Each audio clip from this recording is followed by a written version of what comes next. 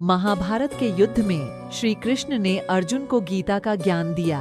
गीता में भगवान श्री कृष्ण ने हमारे जीवन के हर एक समस्या का समाधान बताया है। आइए जानते हैं कि अर्जुन और भगवान श्री कृष्ण के बीच में क्या बातें हुई।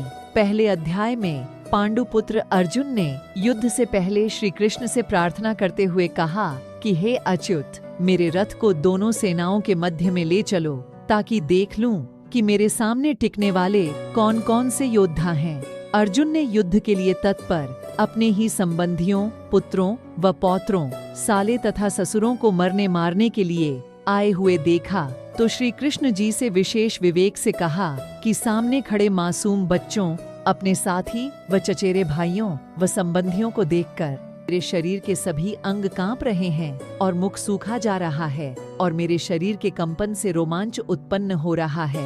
मेरे हाथ से गांडीव धनुष छूट रहा है और त्वचा भी जल रही है। मेरा मन भ्रमित सा हो रहा है, इसलिए मैं खड़ा भी नहीं रह पा रहा हूँ। अर्जुन ने कहा, मुझे धृतराष्ट्र के पुत्रों को उनके मित्रों और संबंधियों सहित मारना उचित नहीं लगता है, क्योंकि अपने ही कुटुंबियों को मारकर हम कैसे सुखी हो सकते हैं। इस प्रकार शोक से संतप्त हुआ मन वाला अर्जुन युद्ध भूमि में यह कहकर बाणों सहित धनुष को त्याग कर रथ के पिछले भाग में बैठ गया।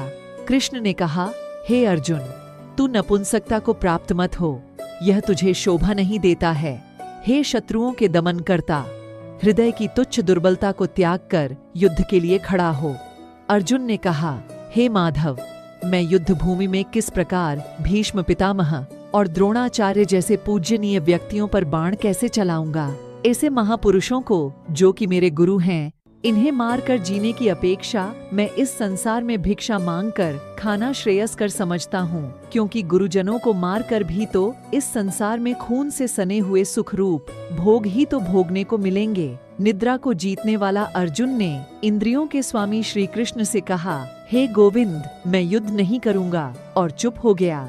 श्री भगवान ने कहा, हे अर्जुन, तू उनके लिए शोक करता है जो शोक करने योग्य नहीं है और पंडितों की तरह बातें करता है। जो विद्वान होते हैं वे न तो जीवित प्राणी के लिए और न ही मृत प्राणी के लिए शोक करते हैं। जिस प्रकार जीवात्मा इस शरीर में बाल अवस्था से युवा अवस्था और वृद्ध अवस्था को निरंतर अग्रसर होता रहता है, उसी प्रकार जीवात्मा इस शरीर की मृत्यु होने पर दूसरे शरीर में चला जाता है।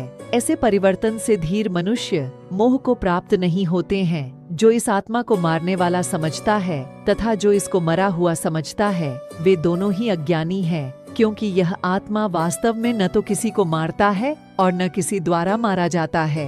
यह आत्मा किसी काल में भी न तो जन्म लेता है और न मरता है और न ही जन्म लेगा। यह अजन्मा, नित्य, शाश्वत और पुरातन है। शरीर के मारे जाने पर भी यह नहीं मारा जा सकता है। जिस प्रकार मनुष्य पुराने वस्त्रों को त्याग कर दूसरे नए वस्त्रों को धारण करता है, उसी प्रकार आत्मा पुराने तथा व्यर्थ के शरीरों को त्याग कर नए शरीरों को धारण करता है। यह आत्मा न तो शस्त्र द्वारा काटा जा सकता है, न ही आग के द्वारा जलाया जा सकता है, न जल द्वारा भिगोया जा सकता है और न ही वायु द्वारा सुखाया जा सकता है।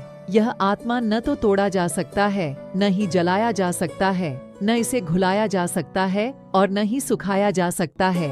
यह आत्मा शाश्वत, सर्वव्यापी, अविकारी, स्थिर और सदैव एक सा रहने वाला है। जिसने जन्म लिया है उसकी मृत्यु निश्चित है और मृत्यु के पश्चात पुनर्जन्म निश्चित है। इस बिना उपाय वाले विषय में तू शोक करने योग्य नहीं है। इस आत्मा का शरीर में कभी वध नहीं किया जा सकता है। तुझे किसी भी प्राणी के लिए शोक करने की आवश्यकता नहीं है।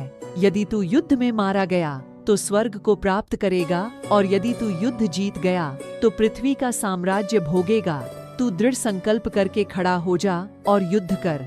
भगवान श्री कृष्ण की ये बातें सुनकर बहुत समय के बाद अर्जुन युद्ध के लिए तैयार हो जाता है। गीता के ज्ञान के बाद अर्जुन ने सभी के साथ शंख बजाने लगा और युद्ध की शुरुआत हो गई।